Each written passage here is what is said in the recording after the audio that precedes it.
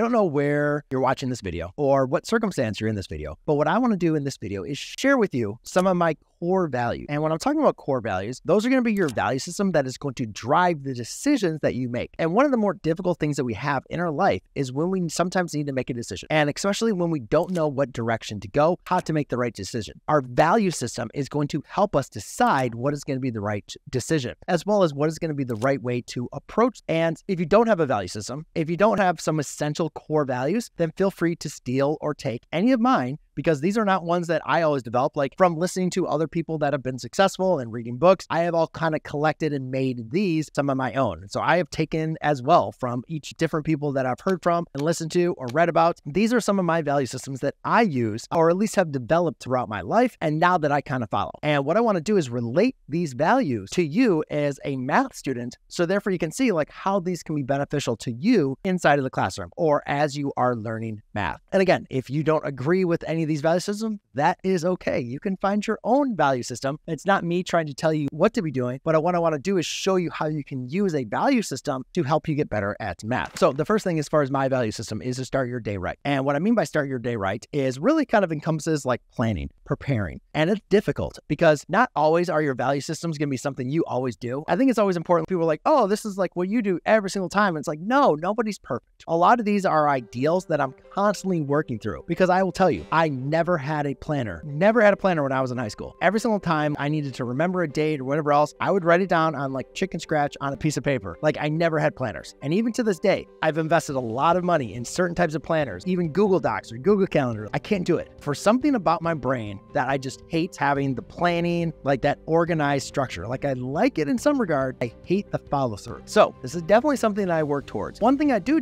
almost every single day is I wake up at 4:30 and I try to start my day really early. I try to plan ahead what I'm going to accomplish for my day, for my week, for my month, and have that as like my vision. Because I think as long as you like have a good plan of what you are going to be doing, how you're going to be addressing all of your challenges for that week, that day, for that month, then you're going to be attacking them with purpose. And that's something very, very important. So I always like to say, start your day right. And that just really comes down to plan. And the way that you can think about this inside the classroom is the exact same thing. So many students are like, oh, I'm just going to jump into my class every single day and I'll just show up to class. And no, I don't want you just showing up to class. The best students that I ever had were prepared for class each and every day. They knew, I mean, obviously you got to have a teacher that provides like a syllabus and everything else. You should prepare yourself every single day for class. Every single day you should be prepared with your homework has been completed. You've looked ahead. What topic, what information are we going to be addressing? Maybe you've already looked at it. Maybe you already have some predisposed questions that you want to ask. Get yourself prepared for every class. Just don't show up, plop your butt on the seat and be, let's go and learn some math today. Like obviously you know how that day is going to go. It could be some really difficult stuff.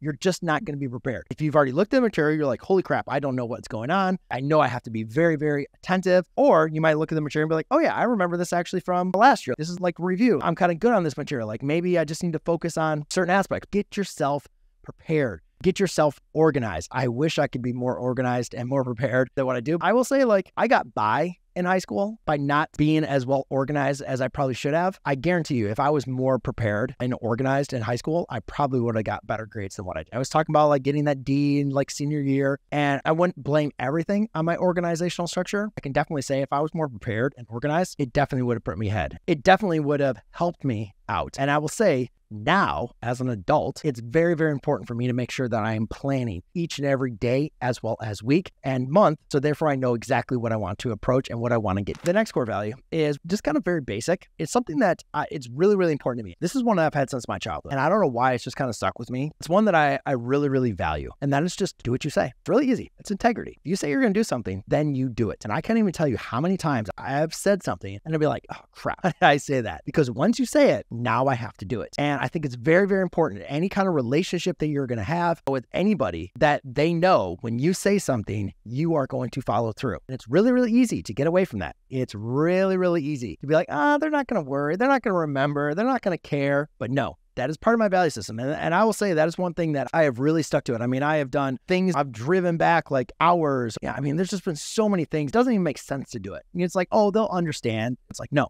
I said I was going to do it, so I'm going to do it. And I think that's really important because one, people know that they can trust me. If I say I'm going to do something, then guess what? It is going to get done. They can trust me. They can rely on me. And I think it's really important as far as like the math classroom. You know, sometimes we say like, oh, I'm going to do my homework. And then guess what? Your friend gives you a call. The friend like texts you like the next 5 minutes later. Hey, you want to go and hang out? And you're like, all right, let's go and do that. That's much better. Then you start doing it maybe like for the first 2 tests. And then guess what happens? Like test number 3. You're like, this is kind of like taking too long. I don't really want to do this anymore. And then you give up. You kind of create this cycle that just gets over and over. And then you stop following through on things that you said you're going to do. And then sure enough, guess what? Like you end up struggling for the rest of the year because you stopped following through on things you said you're going to do. Have some integrity. Whatever you say, follow through and do. I think it's critically important, not just in real life, obviously, but also in the classroom. Figure out what you need to do to be successful in that class. Ask your teacher, get your friends. All right, what do I need to do? Say like, here's my game plan. Here's what I'm going to do, and do it. Now, doing it comes back to our next core value, which is action trumps all. It's really helpful to say you're going to do something like, hey, I'm going to do this, and like, you know, even do it. The main thing is, guys, you got to do it. You got to take action. And this is something that I think I learned, I'd say the hard way, because I always thought learning's so important, right? Reading books and watching videos, and you can gain a lot of knowledge. And I've spent quite a bit of money on learning knowledge. And I remember at one time I was at this conference and the guy was all talking about, of course he was selling something. So once you knew he was selling something, it put up this guard, be careful on what he's saying because he's just trying to get you to spend money, which he was. But what he was saying, you got to be able to take action. The people that are going to be successful are those are going to be take action. And what was his taking action? It was going to the back of the room and buying his system. And it was told completely true. It was good things he was saying, but obviously he had a intent of making money when you buying his stuff. At first I was like, oh, this is just like a sales technique. And what I'm starting to really realize, one, getting to know students, they'll read the book, they'll show up to class, they'll listen, they'll understand things. And when it comes down to the test, they fail. They're like, oh, I thought I know everything. Why did I fail your test? I understood everything that you're talking about in class. And it started to become perfectly clear to me. You weren't applying any of it. You were understanding it, but you weren't doing all of it. You weren't practicing enough. You weren't putting yourself into action. And because guys, you can like read the book. Who cares if you read the book? You read the book. Here's the thing that I had to start doing to myself. Because I thought, oh, if I just read a book, then I'm good. Hey, I can now say that I read the book, which is true. But now what I had to start doing is whenever I read something, I always have to give myself 3 action steps. What are you going to do now about it? And the same thing, if I watch a video or something like that, anything encouraging or like something new I'm learning, I'm like, all right, that's great. That's learning something is cool. Like maybe taking down some notes. You got to have those action steps. How are you going to apply this? What are you going to do about it? So I'm telling you, there's so many students, especially with online now, they're like, I'll watch this tutorial. I'm like, all right, watch the tutorial is one thing. You got to practice, guys. You got to put in the work because that is, in my opinion, the difference maker between two people that are able to taste success and those that never get to it is the work. You got to be able to put in the work and you got to be able to put in the effort. You can have both two very well educated people, but the person that has applied it and put in the work, that is going to be the person that's going to be more successful than the person that is just passively taking in that information. All right. So just don't think it's good enough to show up to class, to take notes, to watch your teacher's lectures. No, put in the work. Take action trumps all. Action is just like put in your work. But here's the other thing. If you want to bump it up a little bit more, you got to have high expectation because this is something that you got to hold yourself accountable for. And I actually didn't get this as one of my core values until I started recognizing when I was a captain my senior year. So I was captain for football, baseball, and wrestling. And I remember when I was captain for those sports, everybody was watching what I was doing. Everybody. If I slacked off, the whole team slacked off. If I pushed myself hard, running the hardest or sprint, like everybody would follow suit. Everybody just follows what I do. I am what sets the tone for the whole team. And from then on, I knew it's like, you got to set high expectations for yourself. If you set high expectations for yourself, guess what? You're immediately going to want to follow from there. And a lot of times this was kind of difficult, I think, as a teacher, because a lot of times, you know, it's either students weren't passing my class or they were constantly complaining. I was always in parent conferences and I was like, you know what? All right, fine. I'm going to lower the expectations. I'm not going to push the students as hard. Let's realize a lot of these students are never going to use this math in their real life. Let's just get them kind of through. What I found was that didn't fix anything.